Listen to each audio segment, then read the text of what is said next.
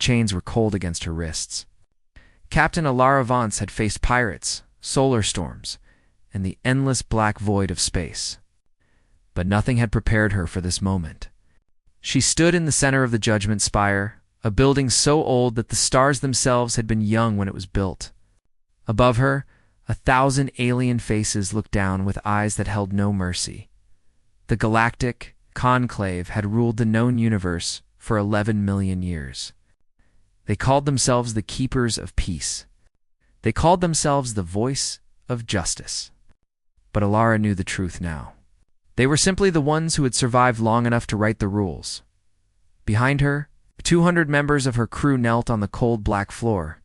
Engineers, doctors, pilots, scientists, good people who had done nothing wrong except trust their captain, except follow her to what they thought was safety. The colony ship Horizon's Promise had been dying. Its engines were failing. Its life support was running out of power. 3,000 souls aboard, including 400 children born in the darkness between stars. They had found Nexus 7 by pure luck. A small moon orbiting a gas giant in an empty system. No cities, no signals, no signs of life anywhere. They had landed. They had built shelters from the wreckage of their ship. They had planted crops in the gray soil. For the first time in generations, the children had felt real wind on their faces. They had run through open fields under an alien, sky and laughed with pure joy. That was their crime. High Arbiter Zethral floated above the tribunal. A being made of shadow and starlight that hurt to look at directly. His voice came from everywhere at once, pressing against Elara's mind like a weight. The human vessel designated Horizon's Promise did knowingly and willfully violate the sovereignty accords of the Galactic Conclave. They landed upon Nexus 7, a seeded world claimed by the Mordaxis Empire 12,000 years ago. They built permanent structures. They altered the ecosystem. They established an illegal colony. Alara wanted to scream. 12,000 years. The Mordaxis had claimed that moon 12,000 years ago and had never once visited it. Never built anything there. Never even sent a probe to check on it. But according to Conclave law, it was still theirs. Forever. Because they had put their name on a list. The Mordaxis. Delegations sat in a place of honor near the High Arbiter. They were insectoid creatures, all sharp angles and gleaming shells. They had conquered their home galaxy before humanity's ancestors had climbed down from the trees. Now they clicked their mandibles together, and what Alara had learned was laughter. The punishment for settlement violation is well established, Zethral continued. Species-wide regression. All human technology will be confiscated. All human colonies will be destroyed. The human homeworld will be quarantined for 10,000 years. Humanity will be returned to a primitive state and removed from galactic affairs. The words hit Alara like physical blows. Not just her crew. Not just the colonists on Nexus 7. All of humanity. Every space station. Every research outpost. Every child who had ever dreamed of touching the stars. All of it would be erased because 3,000 desperate refugees had landed on the wrong moon. She looked up at the tribunal. The Velthari were there, crystalline beings who existed as pure thought. They flickered with colors that meant contempt. The Dravosi were there, six-limbed giants who had once ruled an empire spanning 3 galaxies. They watched with cold patience.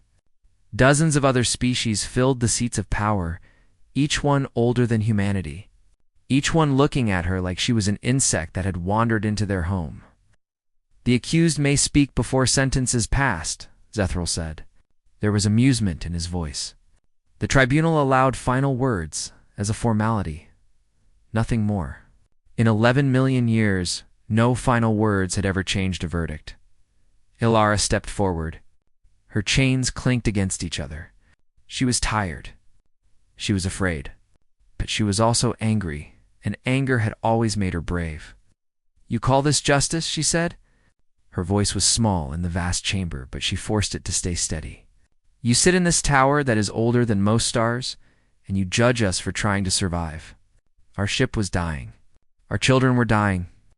We found an empty moon that no one had touched in 12,000 years. and we committed the terrible crime of not letting our people suffocate in the dark. The Mordaxis representative made a sharp clicking sound. The law is the law. Ignorance is not a defense. Then your law is wrong. Lara heard gasps from around the chamber. No one spoke to the elder races this way. No one had dared in millions of years. Where I come from, we have a word for laws that punish the innocent to protect the claims of the powerful. We call it tyranny. Zethrel's form flickered with something that might have been irritation. You speak of things you do not understand, child. The Conclave has maintained peace across the cosmos for ages beyond your comprehension. The Accords exist to prevent conflict. Without them, there would be chaos. Lara replied. There is only control. You do not prevent conflict. You simply crush anyone too weak to fight back. She gestured at her kneeling crew. Look at them. Engineers who kept our ship alive against impossible odds. Doctors who delivered babies in zero gravity.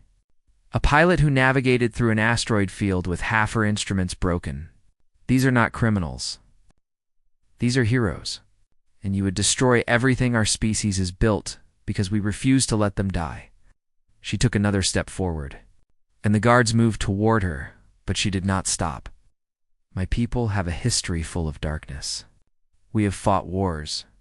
We have done terrible things to each other, but we have also built something precious. We have learned, slowly and painfully, that every life has value, that even the weakest voice deserves to be heard, that justice means protecting the vulnerable, not serving the powerful. Her voice rose, filling the chamber with something the tribunal had not heard in a very long time. Defiance. So pass your sentence. Destroy our colonies. Burn our cities. Send us back to the Stone Age. But know this. As long as one human being survives, we will remember. We will climb back, and we will return. Not for revenge, but to build something better than this cold empire you have created. Silence fell over the Judgment Spire. The elder races stared at this small, fragile creature who dared to challenge them. Some felt anger. Some felt amusement. A few, though they would never admit it, felt something like shame. High Arbiter. Zethrel raised his hand to pronounce the sentence, and then the floor began to shake, deep beneath the Judgment Spire. Deeper than the foundations that had been laid when the universe was young, something stirred. Something that had been waiting in the darkness for 100 million years. The lights in the chamber flickered. The great seats of the tribunal trembled. The elder races, beings who had conquered death and time and the spaces between stars, felt something they had not felt in ages beyond memory. Fear. A crack appeared in the center of the floor, and golden light poured out like liquid sunrise. It spread across the chamber, warm and alive, and where it touched, the chains on human wrists turned to dust. Something was waking up, and it had been listening. The golden light rose from the cracked floor like a living thing. It swirled and danced, forming patterns that seemed almost like words in a language older than sound. The 1,000 representatives of the Galactic Conclave pressed back against their seats. Their ancient confidence shattered in an instant. Ilara stood in the center of the spreading light. She should have been afraid. Part of her was afraid. But another part, deeper and stranger, felt like she was exactly where she was supposed to be.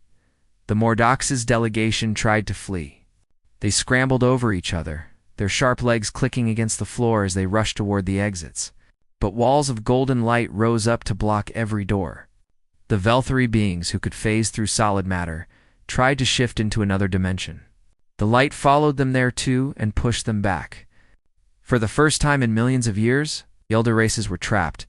From the crack in the floor, something began to rise. It was an obelisk, a pillar of stone and metal and materials that had no name. It stood 3 times the height of a human, covered in symbols that seemed to move when you tried to look at them directly.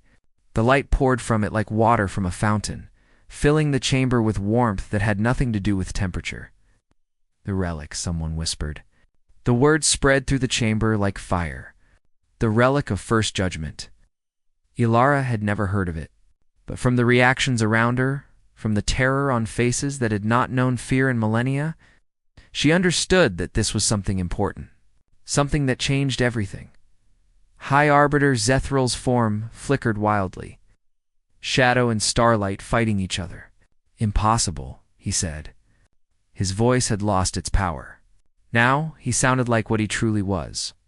Old, afraid, small. The relic has never activated. In 100 million years, it has never. The obelisk pulsed, and Zethral's voice cut off as if someone had closed a hand around his throat. Ilara knew about the architects. Everyone did. They were the first civilization, the ones who had existed when the universe itself was young. They had seeded life across the cosmos, spreading the building blocks of biology to countless worlds. Then they had vanished, leaving behind only ruins and relics and questions that no one could answer. The Judgment Spire itself was built on architect foundations. Every species knew this. They treated the ancient structures with respect, even reverence. But the relics had always been silent.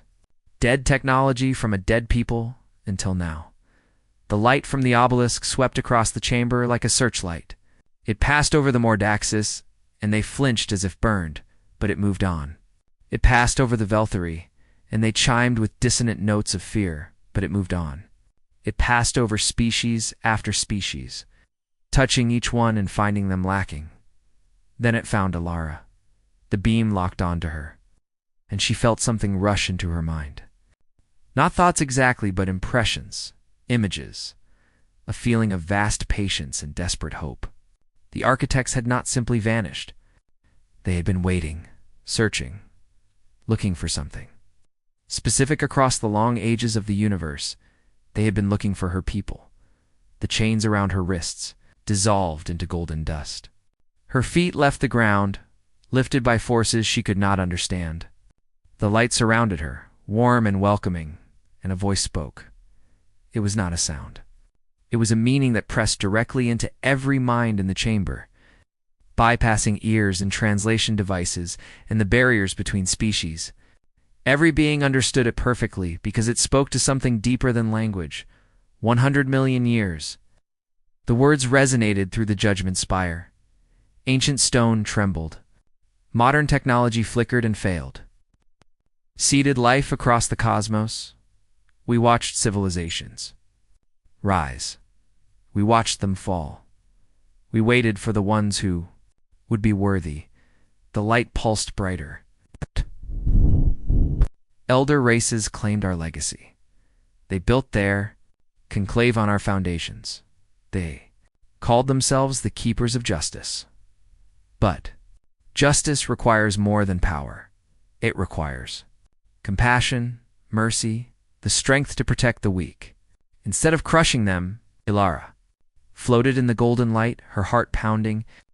She did not know why she had been chosen. She did not know what the architects wanted from her. But she felt the truth of their words in her bones. We tested them, each. Species that rose to power, each empire that claimed dominion. They all failed. They chose control over kindness. They chose domination over understanding. They became what they had once fought against. Light swept across the tribunal again. And this time there was accusation in it. But this species, these humans, they are young. They are fragile. They have made terrible mistakes. Yet they carry something. The others have lost. Ilara thought of Earth, of the long, bloody history of her people, the wars, the cruelties, the times when it seemed like humanity would destroy itself, but also the moments of grace. The strangers who helped strangers, the soldiers who refused to fire, the simple acts of kindness that held civilization together when everything else was falling apart. They know they are imperfect, and still they try. They fall and rise again. They look into the darkness and choose the light, not because they are pure, but because they believe they can be better. The obelisk blazed with power that made the stars look dim. Humanity, bearers of justice, inheritors of the architect legacy. Ilara's feet touched the ground again. She stood before the tribunal, no longer a prisoner, but something else entirely. Something new.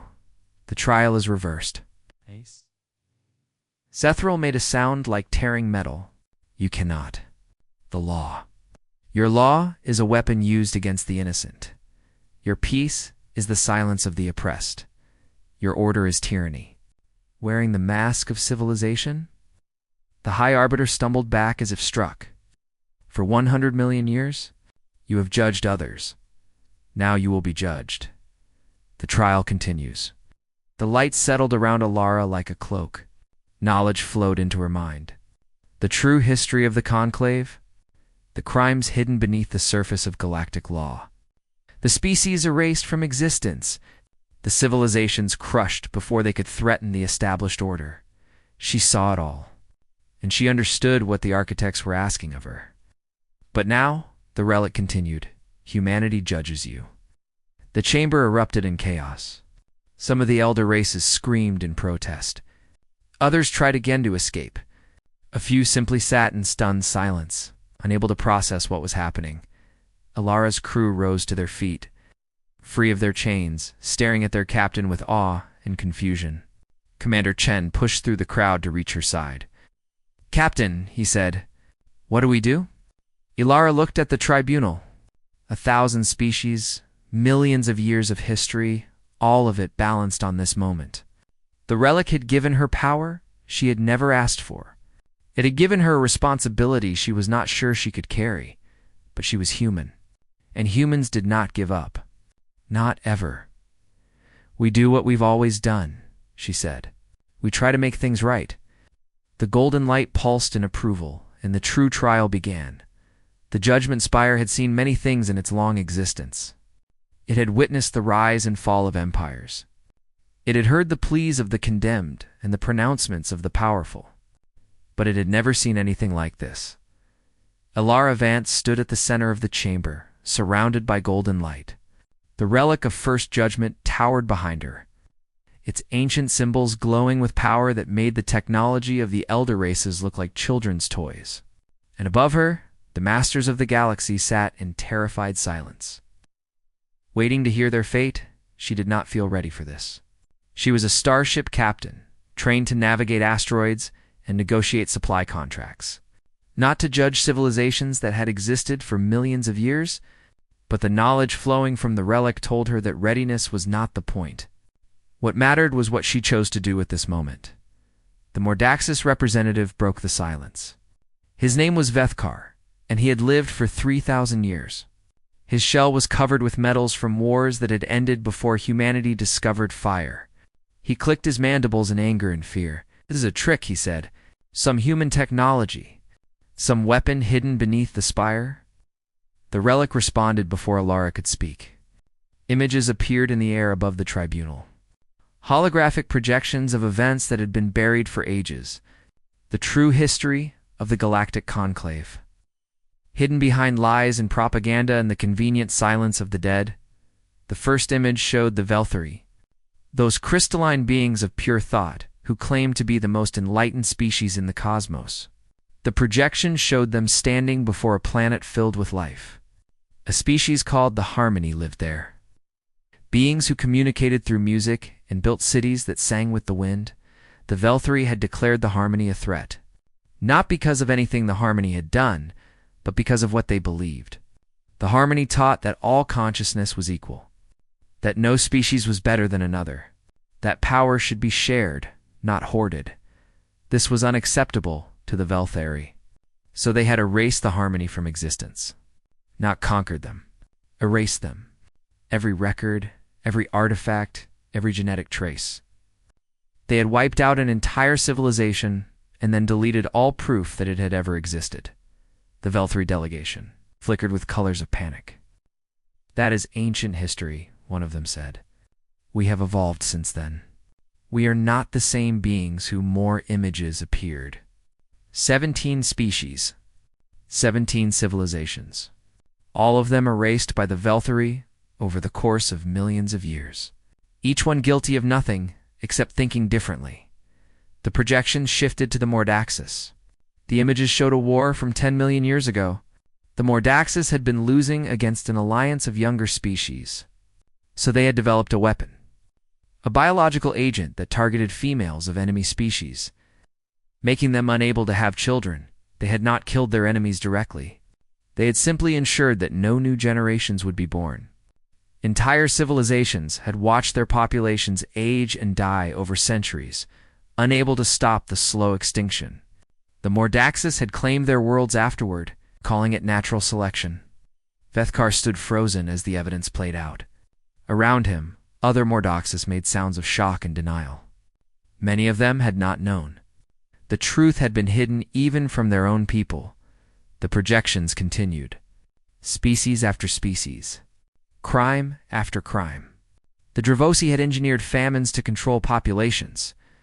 The Kethera had used mind control technology to enslave entire star systems. The Conclave itself had been built on the bodies of countless victims. And then came the final image. The worst of all, 40 million years ago, a species called the Luminari had lived in the outer reaches of the galaxy. They were beings of light and energy, gentle and wise. The relic of First Judgment had activated for them, just as it had activated for humanity. It had declared them the bearers of justice, the inheritors of the Architect legacy. The elder races had united against them. Not because the Luminari threatened them with violence, but because they threatened something far more dangerous. They threatened to change things, to reform the Conclave, to create a galaxy where power was not concentrated in the hands of those who had held it. So, the elder races had destroyed them. They had hunted the Luminari across the stars, burning their worlds, slaughtering their people. They had killed the Chosen Ones and buried all evidence of their existence. Then they had gone back to their lives, secure in their power, telling themselves that they had done what was necessary. The images faded. The chamber was silent, except for the soft hum of the relic. Ilara felt sick. The knowledge in her mind showed her more details than the projections had revealed. The screams of the dying, the pleas for mercy that were ignored. The children who had been killed simply for being born the wrong species. This was the Conclave. This was the order they claimed to protect. A system built on genocide and maintained through fear. The relic spoke again, its voice resonating through every mind in the chamber. Bearer of justice, the evidence is presented. What is your verdict? Ilara looked at the tribunal. She saw fear in their eyes. Fear of what she might do with the power she'd been given. They expected revenge. They expected her to call for their destruction, to repay atrocity with atrocity. Part of her wanted too. The anger burned in her chest, hot and righteous. These beings had killed countless innocents. They had crushed civilizations and erased species and built an empire of lies. They deserved punishment, but she thought of Earth again. Of her own people's history, the wars they had fought, the genocides they had committed. The long, painful centuries of learning that violence only created more violence. Humanity was not innocent. They had never been innocent. But they had learned slowly and at great cost. That justice was not the same as revenge. She closed her eyes and took a deep breath. I will not pronounce judgment today. The chamber stirred with confusion. The relic pulsed with something that felt like curiosity. You want me to condemn entire species for crimes committed millions of years ago? Ilara said. To judge civilizations based on the actions of ancestors who died before my world had life? That is not justice. That is revenge wearing a mask. She opened her eyes and looked directly at Vethkar, at the Velthari, at all the beings who had expected her to be their executioner. Where I come from, we believe that people can change, that the sins of the past do not have to define the future. It is the hardest thing we have ever learned, and we are still learning it. She spread her hands. So I will not destroy you. I will not erase you the way you erased others. Instead, I will give you something far more difficult. She straightened her spine and spoke with a voice that carried to every corner of the ancient chamber. I will give you... Chance the tribunal stared at her in disbelief. This human, this infant from a primitive world, held the power to destroy them all. And she was offering them a chance, it was, some of them realized. The most terrifying thing she could have done, because now they would have to earn it. The silence in the judgment spire stretched like a wire about to snap. 1,000 species stared at the human woman who had just offered them mercy instead of destruction. Some could not understand it. Others did not believe it. A few, buried deep in their ancient hearts, felt something they had not felt in a very long time. Hope that, first single quotes, care of the Mordaxis, was the first to speak. His voice was rough, uncertain. A chance, he repeated. What does that mean? What do you want from us? Ilara turned to face him fully. The golden light from the relic moved with her, casting long shadows across the chamber. She was still afraid. She could feel her heart pounding against her ribs. But fear had never stopped her before. I want you to become what you claim to be, she said. You call yourselves the keepers of peace, the voice of justice, the protectors of order. But everything I have seen tells me those are just words. Empty sounds that cover up the truth. She gestured at the space where the holographic projections had played. So, prove me wrong. Prove that you can be better than your past. The Velthari delegate, a being whose crystals had turned dark with shame, leaned forward. How? How do we prove such a thing? First, Ilara said, full disclosure. Every hidden crime, every erased species, every buried atrocity, made public across the entire galaxy. The people of each civilization deserve to know their true history. No more lies. No more secrets. Protest erupted from several sections of the chamber. The Dravosi ambassador slammed his massive fist against his seat. You would humiliate us before the younger races. Destroy our authority. Your authority is already destroyed, Ilara replied. The relic has made sure of that. Everyone in this chamber has seen the evidence. The only question now is whether you face your past with courage or try to hide from it forever. She paused. And hiding is not an option I am offering. The Dravosi fell silent. Second, Ilara continued, reparations. Not punishment. Restoration. The Conclave will dedicate resources to finding and reviving any species that can be saved. Genetic records. Cultural archives. Survivors hidden in the dark corners of the galaxy. You will bring back what can be brought back. Vethkar made a sound like grinding metal. You would have us resurrect our ancient enemies? The species we defeated in wars for survival? I would have you face what you have done, and prove that you have grown beyond it. Ilara met his compound eyes without flinching. Your ancestors committed those crimes. You did not choose them, but you have benefited from them. Every world your people hold, every resource you control, was taken through acts that you now know were monstrous.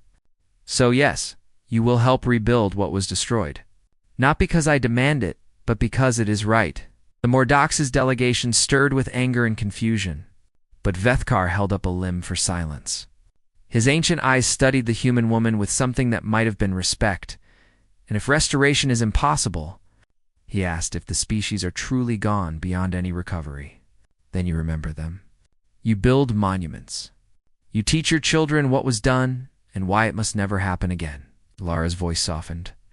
That is how my people learned to live with our own atrocities. We could not bring back the dead, but we could ensure they were never forgotten. She turned back to the full tribunal. Third, reform. The laws of the Conclave will be rewritten. Every species will have representation, including the young ones, including humanity. Power will be shared, not hoarded by those who simply arrived first. She raised her chin. And the principle of seeded worlds ends today. No more claiming planets you have never touched. No more punishing species for landing on empty moons. The galaxy belongs to everyone who lives in it, not just those who planted flags millions of years ago. High Arbiter Zethrel had recovered enough to speak. His form still flickered, weakened by the relic's power, but his voice carried across the chamber. And if we refuse, if we reject these terms, Ilara had been dreading this question. But the relic had given her knowledge, and she understood now what the architects had truly left behind. The weapons, the defenses, technology that made everything the Conclave had built look primitive. She did not want to use it. The thought of becoming a conqueror, of forcing change through destruction, made her feel sick. But she also knew that mercy without strength was just surrender. The architects did not just leave monuments and tests, she said carefully. They left tools, weapons, if necessary. Technology that could unmake everything you have built. She spread her hands. I do not want to use them. I believe that change forced through violence is no change at all. But make no mistake, the age of your unchallenged dominion is over, one way or another. The only choice you have is whether the new era begins with cooperation or conflict. The chamber exploded into chaos. Factions formed immediately. Some species saw opportunity in the new order, chance to rise from under the boot of the elder races. Others refused to accept judgment from a primitive species. Still others simply could not process that their universe had changed forever. Through it all, Ilara stood calm at the center of the golden light. Her crew had formed around her a protective circle of humans who had followed her into the unknown and would follow her still. Commander Chen stood at her right hand, his face grim but determined. Captain, he said quietly, are you sure about this? We could end them. Make sure they never threaten anyone again. Ilara shook her head. That is what they would do. That is what they have always done. If we become like them, we lose everything that made us worth choosing. As the chaos continued, a single figure approached through the crowd. It was Vethkar, the old Mordaxus warrior. His metals gleamed in the golden light, symbols of wars fought across millennia. But his posture was different now. The arrogance was gone. He stopped a few feet from Ilara and lowered his head in a gesture she had never seen a Mordaxus make. You could have destroyed us, he said. You had the right. The moral authority? The power. His voice was quiet, almost wondering. Why didn't you? Ilara thought about the question for a long moment. She thought about Earth, about the endless cycles of violence and revenge that had nearly destroyed her people a dozen times over. About the moments when someone had chosen to break those cycles. The soldiers who had refused to fire. The leaders who had offered peace instead of continued war. The ordinary people who had looked at their enemies and seen fellow beings capable of change. Because we have been where you are, she said finally. Standing in the ruins of our worst mistakes? Wondering if we deserve to continue? And someone always chose to believe we could be better. That is the only way forward. Choosing to believe. Every single time, the old warrior was silent for a long moment. Then, slowly, he did something that no Mordaxus had done before a human in all of history. He bowed. Perhaps, he said, the architects knew what they were doing after all. Around them, the chaos of the chamber began to settle. Not into agreement, not yet, but into something that might, with enough time and effort, become understanding. The golden light pulsed with approval. And Ilara Vance, captain of a broken colony ship, chosen of the architects, bearer of justice, began the long work of building a new galaxy. 1 year had passed since the trial that changed the galaxy. Ilara stood on the observation deck of Unity Station, watching ships from 100 different species dock at ports that had been designed and built together. The station hung in orbit around a neutral world, a symbol of everything they were trying to create. It was not perfect. Nothing was perfect, but it was real. She was Ambassador Vance now. The title still felt strange on her tongue. She had been a starship captain, trained to navigate the void between stars and keep her crew alive against impossible odds. Now she navigated the space between civilizations, trying to keep a fragile peace from collapsing under the weight of ancient hatreds. The old conclave had been dissolved. In its place stood the Assembly of Voices, a new council where every species held equal standing. The elder races had not accepted this easily. Many of them still believed they deserved a rule, but the Relic had made its judgment clear, and the technology it had revealed gave humanity the power to enforce that judgment if necessary. Ilara hoped it would never come to that. The door behind her opened, and Commander Chen stepped onto the observation deck. He had stayed with her through everything, her most trusted advisor in a world she barely understood. His hair had gone gray at the temples over the past year, but his eyes were still sharp. Ambassador, he said. "The Luminari delegation has arrived." Ilara's heart swelled with emotion. The Luminari. The species chosen by the architects 40 million years ago. The ones destroyed by the elder races for daring to be different, not entirely destroyed. As it turned out, when the Relic revealed the truth about the Luminari genocide, it had also revealed something else. Survivors. A small group had escaped the final massacre, fleeing into the dark spaces between galaxies where no one would think to look. They had survived for 40 million years in hidden stations and hollowed asteroids, waiting for the day when it might be safe to emerge. The Relic's awakening had been their signal. There were fewer than 10,000 of them left. Their culture had been shattered. Their numbers would take generations to recover, but they had survived. Against all odds, against all probability, they had survived, and today they would take their seat in the assembly of voices. Ilara turned to follow Chen as she walked through the corridors of Unity Station. She passed beings from dozens of species, a Mordaxis engineer arguing with a human technician about power configurations, a group of Velthari scientists examining data alongside researchers from younger civilizations, a Dravosi child playing with human children in an observation lounge. Their laughter mixing together in a sound that would have been impossible a year ago. It was not perfect. There were still conflicts, still prejudices, still moments when the old hatreds flared and threatened to burn everything down.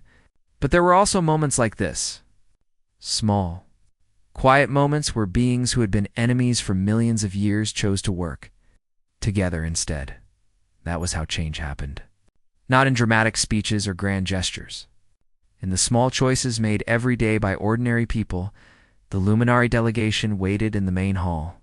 They were beings of light and energy, their forms shifting and flowing like living auroras. Once they had filled entire star systems with their radiance. Now they were a handful of survivors. Fragile and precious, their leader approached Ilara. Her name was Ethel, and she had been a child when her people were nearly destroyed. She had grown up on stories of the old world, of the civilization that had been burned to ash before she could know it. Ambassador Vance, Ethel said. Her voice was like music, soft and resonant. "We have waited 40 million years for this moment. We had almost given up hope." Ilara took her hands. The touch was warm, like holding sunlight. "You never have to hide again," she said. "This is your home now. All of it. The whole galaxy." Ethel's form flickered with colors that might have been tears. "The architects chose your people well. We would not have shown mercy to those who destroyed us. We would have demanded revenge. Revenge would have made you no different from them," Ilara replied. "And it would have meant losing 40 million years of growth. The beings who tried to destroy your people are dead. Their descendants are not the same. They are capable of change. I have seen it." She squeezed Ethel's hands gently. "That is the hardest lesson my people ever learned. That the children are not responsible for the sins of the parents. That every generation deserves the chance to be better." They walked together toward the assembly chamber. Along the way, Chen fell into step beside Ilara. "Message from the Mordaxis High Council," he said. "They have approved the restoration initiative for the Decian homeworld. Full support. Full resources." The Vesians had been one of the species erased by the Mordaxis biological weapon. Genetic samples had been found in ancient archives. With enough time and effort, the species could be brought back. Not the individuals who had died, but their descendants. New generations who would carry on their legacy. "They are calling it the Vance Doctrine," Chen added with a slight smile. Ilara laughed softly. "I am sure they hate that." "They do. But they are doing it anyway." That was what mattered. Not enthusiasm, not joy. Just the choice to do the right thing, even when it was difficult. Even when it hurt. That was how civilizations grew. That was how the future was built. The assembly chamber was filled with representatives from across the galaxy. Ilara watched as Ethel and the Luminari delegation took their seats for the first time. 40 million years of waiting, of hiding, of hoping against hope. And now they were finally home. High Arbiter Zethrael had been removed from his position. In his place stood a council of judges drawn from every species, young and old alike. The laws were still being rewritten. The reforms were still being debated. But the process was happening. Change was possible. After the ceremony, Alara returned to the observation deck. She stood alone, watching the stars. Somewhere out there, the Relic had returned to dormancy. It had given humanity its blessing and then fallen silent, waiting. Perhaps it would wake again in another 100 million years, when humanity too had become an elder race, when they faced their own test, their own judgment. She hoped they would pass. She believed they would, but that was the thing about justice. About hope. About everything humanity had carried with them from their small blue world to the stars. It was never guaranteed. It had to be chosen, every day, by every being capable of choosing. The architects had seeded the galaxy with life. They had given the universe the building blocks of consciousness and wonder and growth. But it was the living who decided what that life would mean. Alara straightened her uniform. Tomorrow, there would be more negotiations, more conflicts to resolve, more choices to make. The work of building a better galaxy was never finished. But tonight, she allowed herself to feel something like peace. The stars shone through the viewport. Countless points of light in the endless dark. Each one was a sun. Around each sun might orbit worlds filled with life. Civilizations waiting to be born. Stories waiting to be told. Humanity had been declared guilty. They had been condemned for the crime of surviving. And then something ancient had woken up and seen in them what the elder races had lost. Not perfection. Not power. Not the cold certainty of those who had never questioned themselves. Just hope. Stubborn, beautiful, impossible hope. That was enough. It would always be enough. Ambassador Alara Vance, captain of a broken ship, chosen of the architects, bearer of justice, smiled at the stars, and the stars smiled back.